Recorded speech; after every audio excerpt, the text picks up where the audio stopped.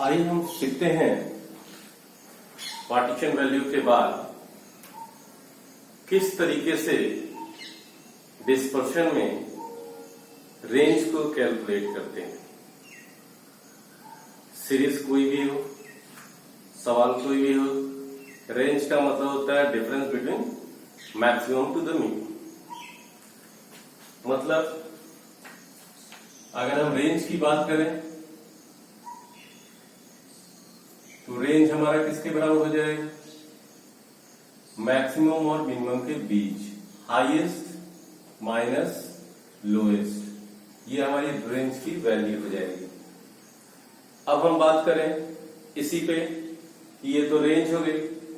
अगर हमें inter quartile range निकालना हो, इंटर क्वार्टाइल रेंज निकालना हो, इसका मतलब क्वार्टाइल्स के इन बिटवीन का, तो हमारा इंटर क्वार्टाइल रेंज क्या हो जाएगा? तो इंटर क्वार्टाइल रेंज हमारे पास हो जाएगा, हमारे पास अपर क्वार्टाइल क्या होता है? Q3 होता है, और लोअर क्वार्टाइल क्या होता है? Q1 होता है। तो इनके बीच के डिफरेंस को हम बोलते हैं इंटर क्वार्टाइल रेंज। अगर हमारे पास परसेंटाइल रेंज की बात आ जाए, परसेंटाइल रेंज निकालने की बात आ जाए, तो हम कैसे निकालेंगे? तो परसेंटेजेस का मैक्सिमम और मिनिमम कितना होता है?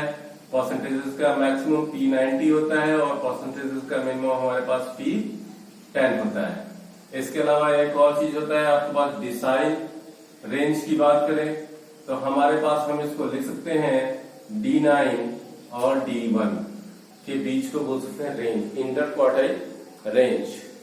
अगर हम इसके कोएफिशिएंट की बात करें, ये तो हमारे रेंज के लिए हो गया।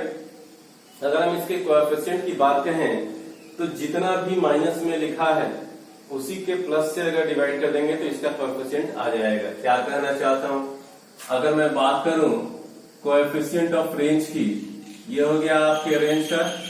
अब मैं बात कर रहा हूं कोएफिशिएंट ऑफ रेंज।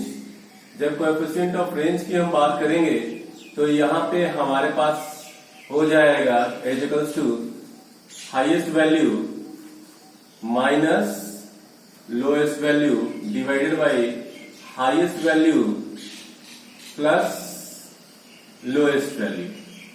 अगर हम इसी तरीके से इंटर क्वार्टाइल रेंज जहां पे निकाल रखा है, अगर हम कोएफिशिएंट इसके निकालने की बात करें, coefficient of inter quartile range, तो हमारी वैल्यू क्या हो जाएगी? Q3 minus Q1 divided by Q3 plus Q1। अगर हम बात करें कोएफिशिएंट ऑफ परसेंटाइल की, कोएफिशिएंट ऑफ परसेंटाइल की, तो हमारे पास इसकी वैल्यू हो जाएगी कोएफिशिएंट ऑफ परसेंटाइल, जिसको मैं P से दिखाता हूं। तो परसेंटाइल का यहाँ पे हो सकता है आपके पास P90 minus P10 divided by P90 plus P10। अब हम इससे आगे बढ़े तो हमारे पास अब बचा है डिसाइल रेंज का, तो इसका भी कोएफिशिएंट कैसे निकालेंगे? Coefficient of decile range, decile range हो जाएगा आपके पास D9 minus D1 divided by D9 plus D1। ये तो इसके कोएफिशिएंट की बात हुई। और अगर डेविएशन की बात करें तो यहीं पे हम एक और कर देते हैं, बाकी सब बाद में, mean deviation from mean, mean deviation from median और मीन डेविएशन फ्रॉम मोड, ये हम बाद में बात करेंगे। केवल एक चीज यहाँ पे ले लेते हैं, क्वार्टाइल डेविएशन की बात। क्वार्टाइल डेविएशन की बात जब यहाँ पे लेते हैं तो हो जाएगा Q3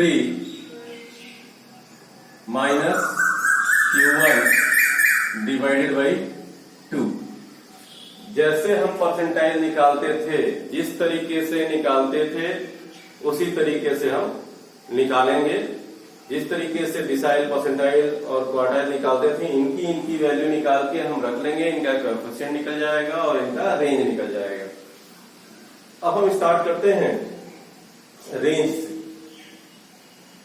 कि रेंज कैसे निकालेंगे। जैसे हमारे पास अगर हम बात करें कि दी गई हैं ढेर सारे नंबर्स दिए गए हैं, यहाँ पे मैं एक क्वेश्चन लिख लेता हूं जहां लिखा है 10, 20, 30, 40, 50, 60 एंड 70। अगर मुझे रेंज निकालना होगा तो यहाँ हाईएस्ट वैल्यू कौन सी होगी? तो ये हमारे पास हाईएस्ट वैल्यू जो होगी वो 70 हमारा जो होगा वो हाईएस्ट वैल्यू होगा। 70 हमारे पास हाईएस्ट वैल्यू होगा। और लोएस्ट वैल्यू क्या होगा? ये हमारा L होगा, लोएस्ट वैल्यू। तो हमारे पास रेंज का फॉर्मूला क्या होता है? अगर रेंज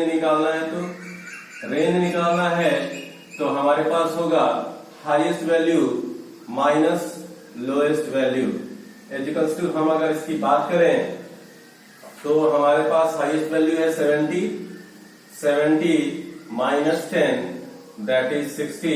ये हमारे रेंज का आंसर हो जाएगा। अगर इसके कोएफिशिएंट की बात करें तो कोएफिशिएंट, अगर रेंज की बात कर रहे हैं, रेंज के कोएफिशिएंट की बात कर रहे हैं तो हमारे पास फॉर्मूला होता है highest value minus lowest value divide by highest value plus lowest value equals to, हम लिखते हैं 70 minus 10 divided by 70 plus 10 equals to 60 divided by 80। अब ये हम इस तरह से कर सकते हैं कि इसका कोएफिशिएंट कितना होगा? कोएफिशिएंट नॉर्मली प्लस माइनस 1 के से अधिक नहीं होता। तो ये अब हम बात करें तो हो जाएगा 8 7 जा 56 और 8 5 जा 40, तो 7.5 हमारे रेंज के कोएफिशिएंट का वैल्यू होगा।